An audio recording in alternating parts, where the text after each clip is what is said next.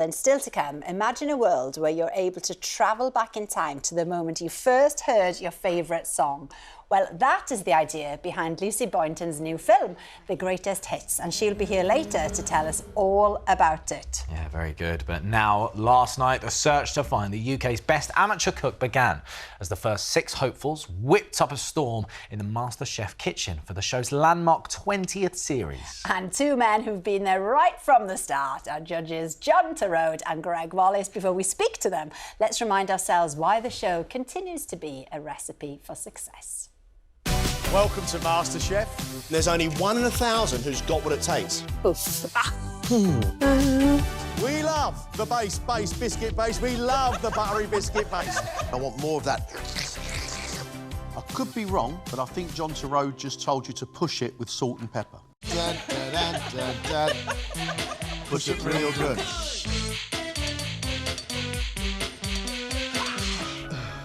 The idea of being in the kitchens of Buckingham Palace sends a shiver down the spine. How they're feeling right now, I have no idea.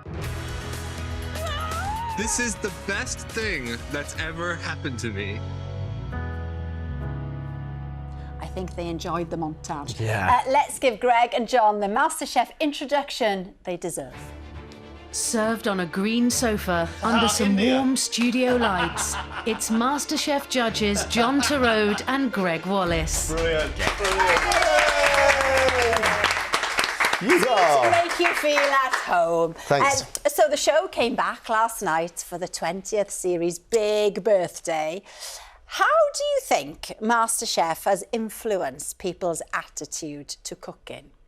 Go on, mate. Go on, John. I suppose of anything, it's the MasterChef contestants who have influenced the nation's way in which they cook, because this is an extraordinary multicultural country now.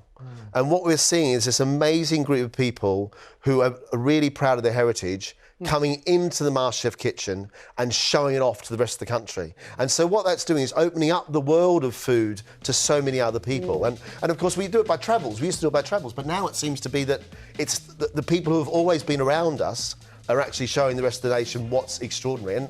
And the food's just changed. I mean, it's just amazing over 20 years. Good answer. I mean, looking at some of that footage there and that montage, you were loving it. Mate, honestly, I haven't seen that stuff for years, and I didn't realise we'd aged like we have. You're just looking at a young... Gracefully, gracefully, I think. There were some great moments there, and it brought back some absolute brilliant memories. Thank you. That's it, though. I think one of the great things, we have fun. Yeah. You know, we actually we indulge in it. We're not scripters. You know, we make the decisions. We do what we do, and it's an amazing privilege. But you can tell that's why it's been going on for so long. Yeah. I mean, 20 years. Do you have a personal highlight, Greg?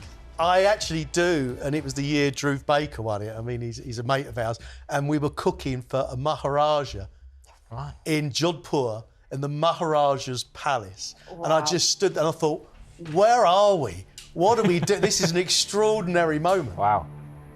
God, Look at it there. I mean, that must be pretty intense there. Well, so intense was it, the Maharaja's kitchen staff had their own chefs on standby in case the food wasn't good enough. Oh, wow. But thankfully, the Maharaja asked for seconds. Yeah, that's right. That's good. Yeah. But that's the thing about the show. You know, it's produced some incredible winners who've gone on to have their own restaurants and all of that. If there's people sitting at home, and there will be, because, you know, everybody knows those people who go, I think I'd be all right on MasterChef. What would you say if they're in 2 minds about applying, John? Go for it. Why not? There was this sort of great thing when I was told years ago, if you're going to do something, just make a decision. Just get on with it. Just do it. If you really want to do it, come on, MasterChef. If you think you're good enough, give it a go. You never know. You have no idea whatsoever. I think it's amazing. Well, the challenges are getting harder and harder. Greg, this time around, you've got the return of some of the champions, and it's all part of a very special event. We're going to find them, right? Well, we're 20 years old, right? So we should have a bit of an event. We should have a bit of a party, a bit of a celebration, and no better way than to welcome back some of the people that have made the competition and the show what it is, and of course have also had brilliant careers in the industry. We should celebrate them, I think. Yeah. Well, tonight we're also joined by 2 MasterChef champions. If you can do the honours, indeed. It's the cream of the crop. Current MasterChef champion Charia Katiot and 2015 champion Simon Wood.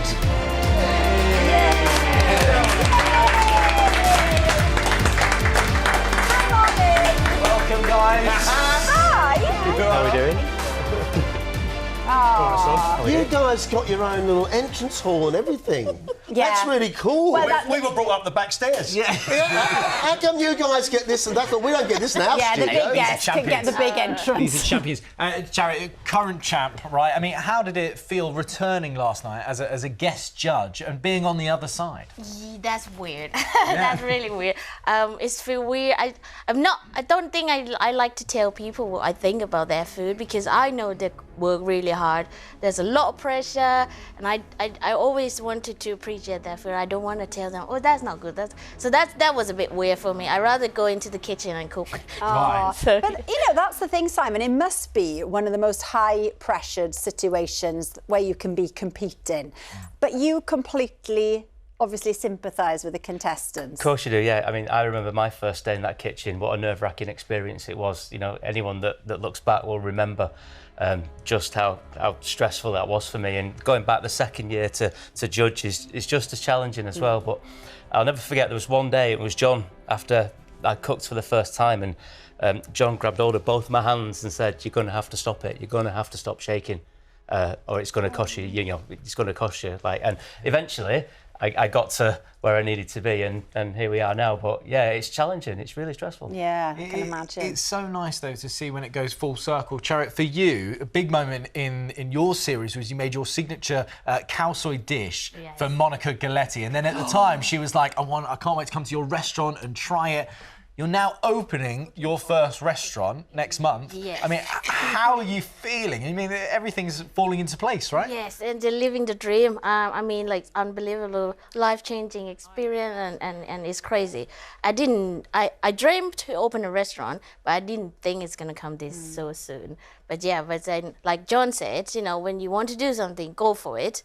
You know, just try it, and then here I am, try it. Yeah. What was great was when Monica ate the food, Chariot's food, she just said to me, this is so much better than doing MasterChef Professionals. The food is so much better. She would love, I mean, she was in raptures with that dish. It was incredible. Oh, thank you. And the thing is, we should say, you know, winning MasterChef doesn't equal, by the way, having your own restaurant, does it? It takes a lot of hard work. And Simon, not an easy time to open a restaurant. No, definitely not. I think, you know, I've had my restaurant. We've been open 7 years now. We've got, you know, one in Cheltenham, one in Manchester, and we work very, very hard at what we do.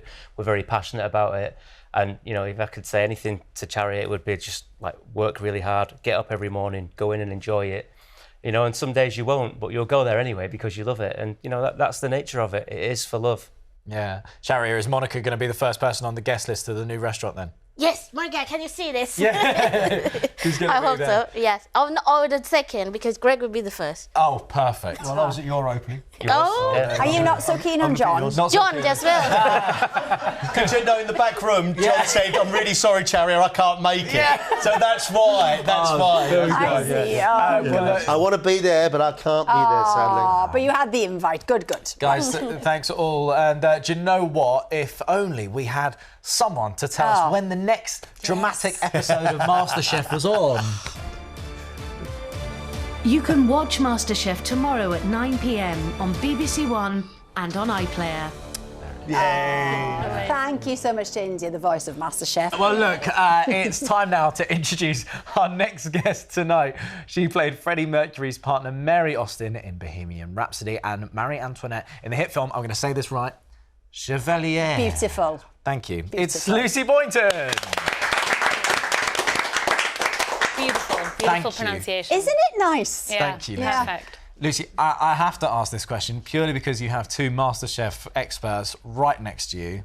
Your go-to dish? Mate, I was worried about this question. I think I make a killer scrambled eggs, and that's where the expertise ends. Do you add anything to it? Okay, so I crisp some feta first, and then I add some chili flakes and...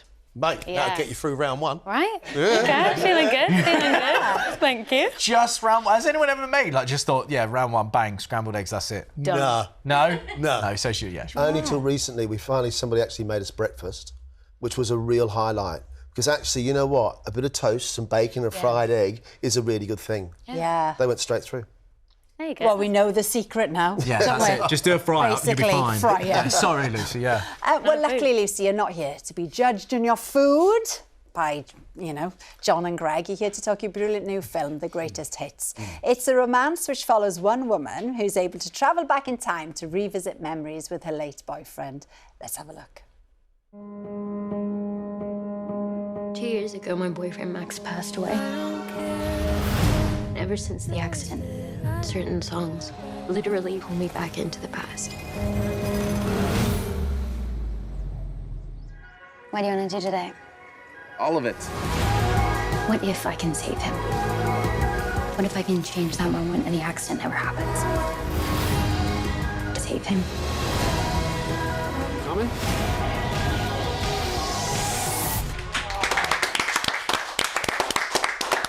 It's lovely.